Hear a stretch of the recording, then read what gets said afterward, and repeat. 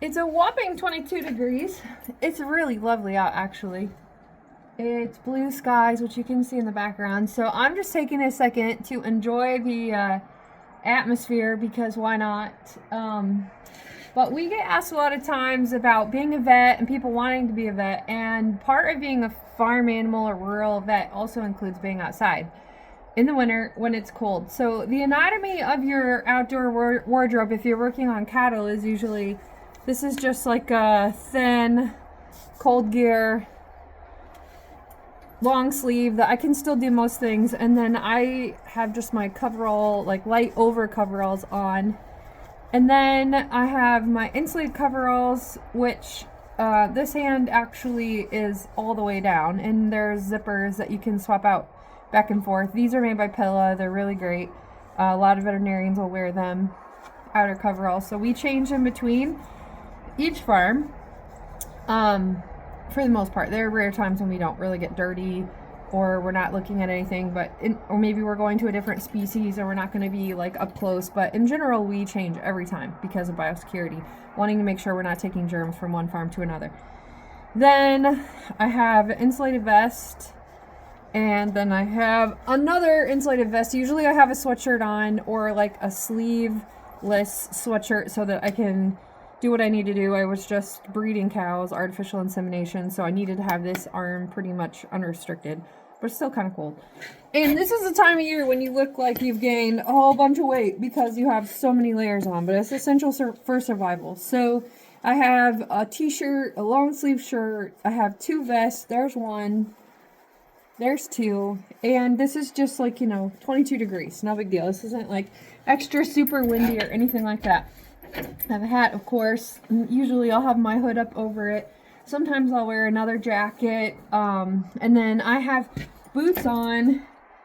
And this time of year, I cheat and I wear a boot that is like a Wellington slip-in boot so that I can take the whole thing off and I can just wash these boots in between farms. And I wear ones that are not like super deep tread because it's harder to get out all of the manure and just dirt, mud, and grime this time of year. And I don't know if you can tell, but like bending over with all these clothes on is a chore.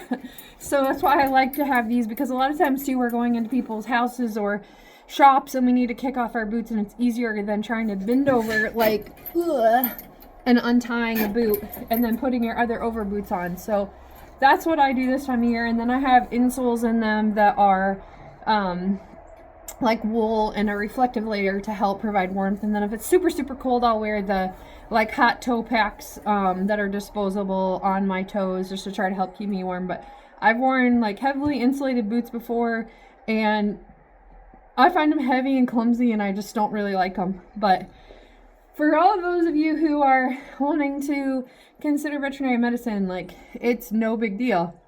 You get used to it, you figure it out, or you decide you hate it and you want to stay inside. But most of the farmers that I know this time of year are wearing lots of layers and doing all the things to take care of animals. And seriously, today is like a beautiful day compared to what we've had. We have lots and lots of snow.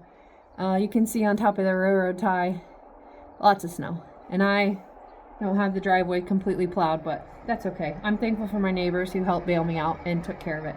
And there's more shoveling to do, but we don't have super bad wind. It's 22, feels like 22. It's supposed to get down to 4 degrees or something tonight.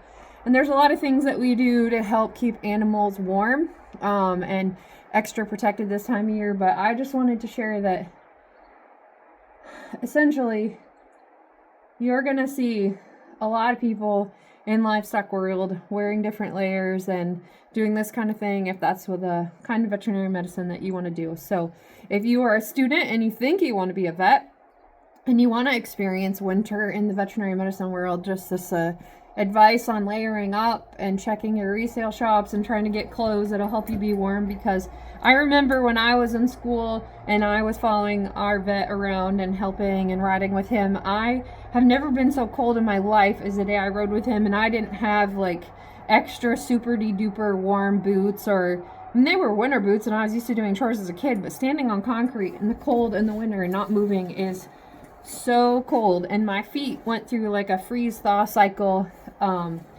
And it was really a tough, miserable day, but I've had tough, miserable days like that working outside and working with people's farms. I've had times where body parts of cows are like, not doing what they should be, and a prolapse frozen to the ground. And I've had my calving chains and my feedotome frozen and my hands sticking to them like, the little Ralphie kid from the Christmas Story, and his tongue sticks on the flagpole. I've had my hands doing that to some of my gear before trying to deliver animals. And sometimes we're outside, sometimes we're not. But if you are thinking that you might want to do livestock vet med, it's no joke. So also a huge shout out to all of the people who are in way farther climates that are way farther colder, way colder climates farther away, like South Dakota, North Dakota, buried in snow, Montana, Canada, all the places where it's snowy and cold and miserable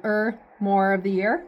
Shout out to you guys, because it's tough and it's grueling. So just some tips on what we do, and I hope everyone enjoys their winter however it looks. And yeah, just a tip for all of the potential vets out there to dress for the weather and to make sure you protect yourself if you're feeling like you're too cold or getting like hypothermia or just feeling miserable. Make sure you come in. I mean, my hands are not horrible yet, but I'll be getting some gloves on soon and probably another coat, but I've got to go do some more calls. But have a great day. Bye.